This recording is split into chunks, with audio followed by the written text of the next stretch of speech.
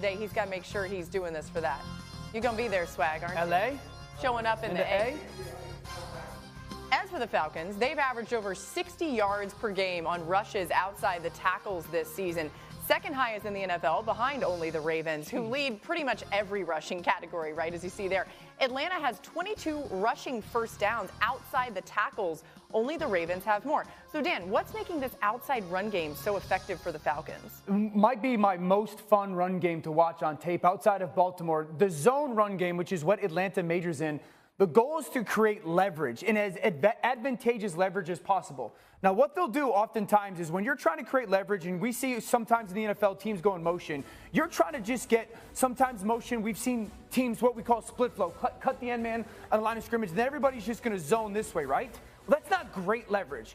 What the Falcons have started to do is watch the backside because of what they're going to do front side. Look how easy these blocks are. These guys are just going inside out one step, and they automatically have those blocks turned. They've made it very easy, but the only way that they could do that backside is that motion man that I pointed out before. He's going to be right there. I want everyone to see what they do. They cut the backside here, and they're going to take this motion man, and he, instead of going to the end man on the line of scrimmage here, he's going to go to the 3 technique or the defensive tackle, and that's going to be the double team front side. Look what that speed does to that front side double team. So you have these angles. These are very easy blocks backside, full speed motion inside out on the zone double team to the front side defensive tackle, and now the seam that you create for your offense is that tight end goes up. I mean, that is an unbelievable hole in your run game because of that motion and double team full speed. And then the second thing they'll do is they do a really nice job in what we call insert in their run game. Again, with the zone run game, you're trying to create leverage and angles. So often when you have your receiver backside, you ask him to cut off the defensive end, which would be like this. Drake London would have to go and block this defensive end backside, and that's a tough block for Drake London. Here, he would be here, your tight end would climb up, and you're trying to get angles front side. What they do is they take Drake London and what we call it an insert. They're going to take Drake London and fold him inside. Now that tight end, again, he's inside out blocking, and then you have all these double teams front side because you trust Drake to get back there. The double team is beautiful front side, and look at the seam again on the back side. Because those players are inserting inside out, your double team has better leverage. The holes that they're creating because in their zone run game is being so unique, their backs both are fantastic at it. I think the Atlanta run game is one of the most unique and difficult to handle in the NFL right now. Yeah, I totally agree. And that's what was frustrating to see them versus the Chiefs because they seemingly could not do what they wanted to do in that regard. And it's understandable because the Chiefs have such a great defense. But to me, and it's funny, like I literally wrote this for part of my notes for the game versus the Panthers, and I've been banging this drum that the game plan: run, physical defense, easy throws. Right? Like it sounds silly to say, but it's like that is the name of the game. And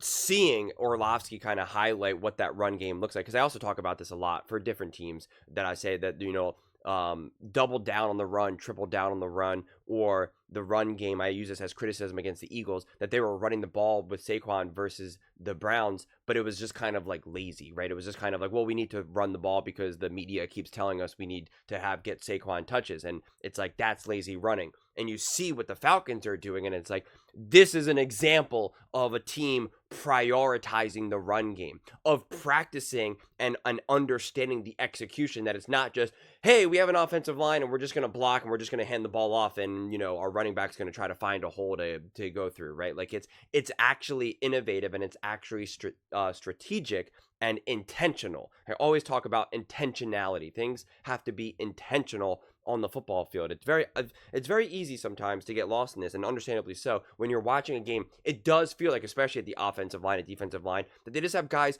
running into each other and they're just trying to stop each other from getting to the other side essentially. And the quarterback drops back and just tries to find someone open or hand the ball off, and the running back's like, all right, let me try to see where I can go. And you realize that it's obviously so much more complex than that. I'm not trying to insult the people who obviously really understand football, but it's just even the people who really do understand football, sometimes when you're just casually watching, it can just look like it's just smashing together, honestly, right? I mean, you even look like that look at that with all sports basketball. Sometimes it looks like they're just kind of throwing the ball around, dribbling, shooting whenever they want, and you realize that there's obviously so much more layers that are going on. Baseball looks like sometimes they're just trying to throw real hard, and every once in a while they're going to throw a curveball, and it's like, no, it's so much more complicated and complex and in depth than that. And I think the Falcons highlight that so well because, again, that's where Orlovsky's also pretty much saying, where he's like, this is one of the most exciting run games to watch. And it's like, a lot of people kind of sometimes think like, well, what does that even mean? And it's like, that's what that means. It's an absolute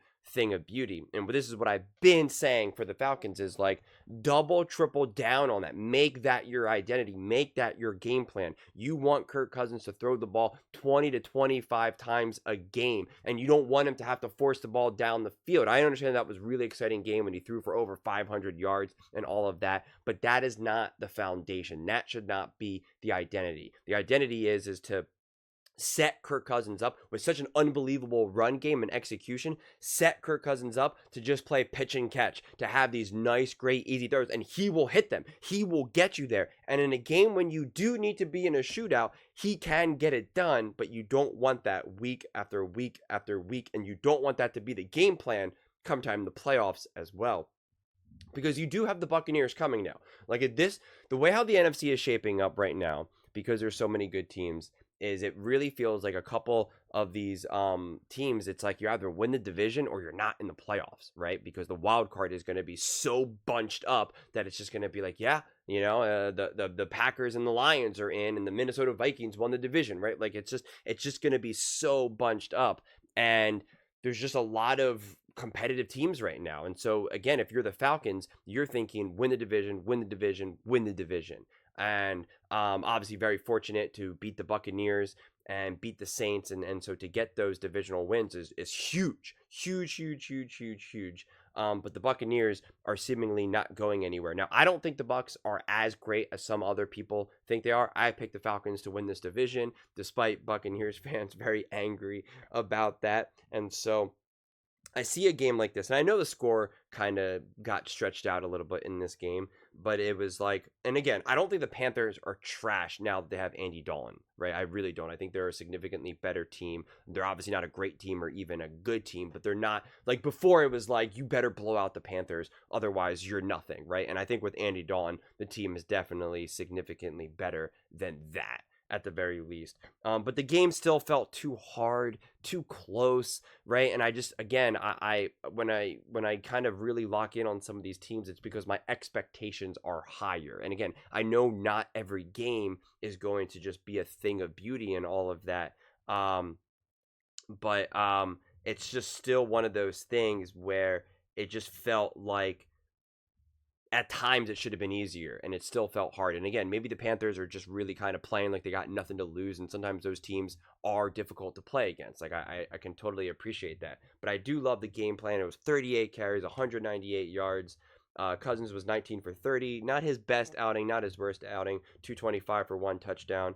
But when you have that run game like that, you have 38 carries, nearly 200 yards, it's going to make everything easier. I would just like to see Kirk Cousins kind of get set up with some, you know, as innovative as the run game can get. I would like to see a little bit more creativity in the passing game as well.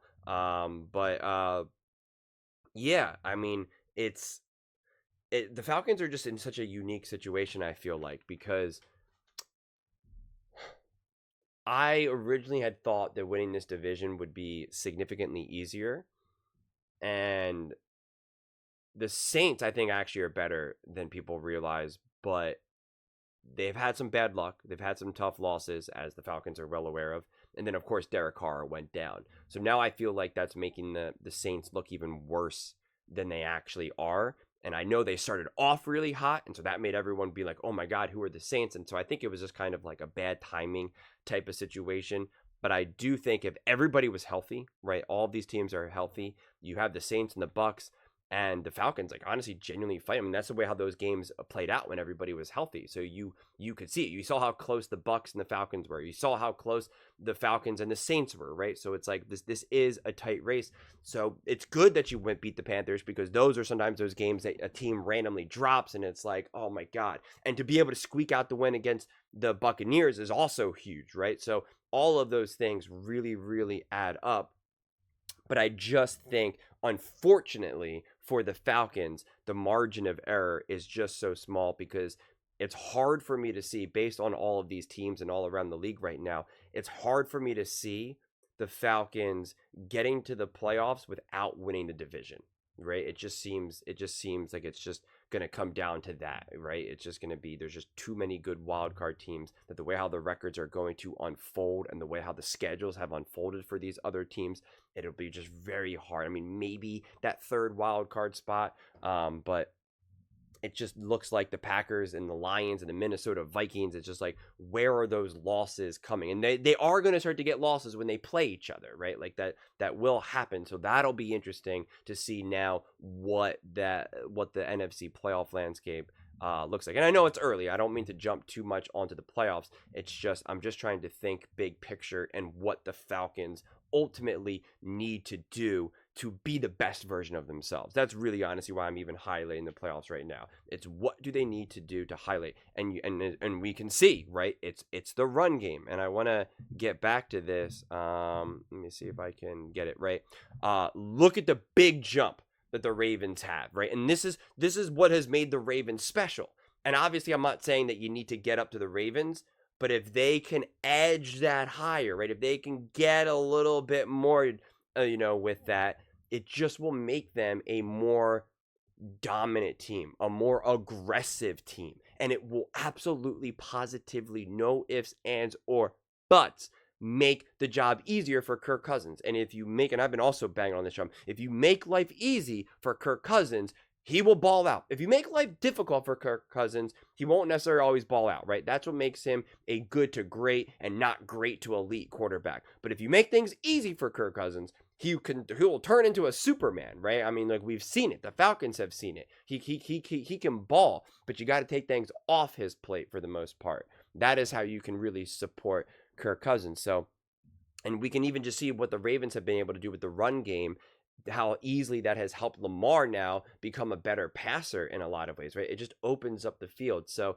that's what I would just love to see the Falcons just really, really find a way to just make this even more dominant and even more top, even though I know, again, it's already second in the NFL, at least for most rush yards per game outside of tackles. Like, I would like to see it just, again, double, triple down. How can we improve? Because sometimes you look at a team and you say, okay, we're really good at a collection of things, right? Let's just make it real simple, passing, running, and pass rush or whatever.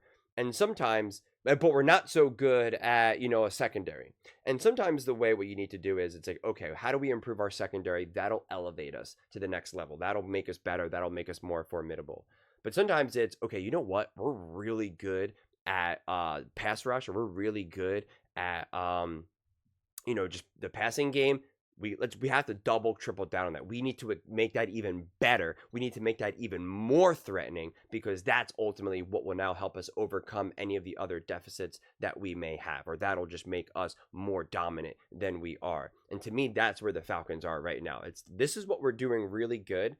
And rather than focusing on maybe some of the things that we're doing okay, that we maybe need to bring the floor up, let's just try to raise the ceiling of what we already do well, what we already do great. Let's see what we can do. That is just the way how I'm looking at it right now. That might change as the season continues to unfold, but to me, that's what I'm looking at, where I'm like, focus on what you do well and do great, and try to turn that great into elite.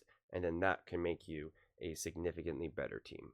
But those are just my thoughts. I'd absolutely love to hear yours. What do you guys all think about the Atlanta Falcons, their great run game, and what they need to do to be able to continue, to be considered a top team in the NFL? As Colin put them, I think he has them ranked 9th or 8th best team in the NFL. Let me know in the comments below. I read every single comment, so whether you agree with me or disagree with me, either way, let's get in some discussions, let's get in some fights, but ultimately, let's just have some fun. And please do consider subscribing. We are building an amazing community here, and I'd absolutely love to see you part of it. I want to build something that we all genuinely feel connected to, something that we're really excited to be part of. I think we're well on our way to doing it. And please don't forget to give this video a thumbs up, as it really does help with the visibility and the algorithm. Thank you so much, and see you next time.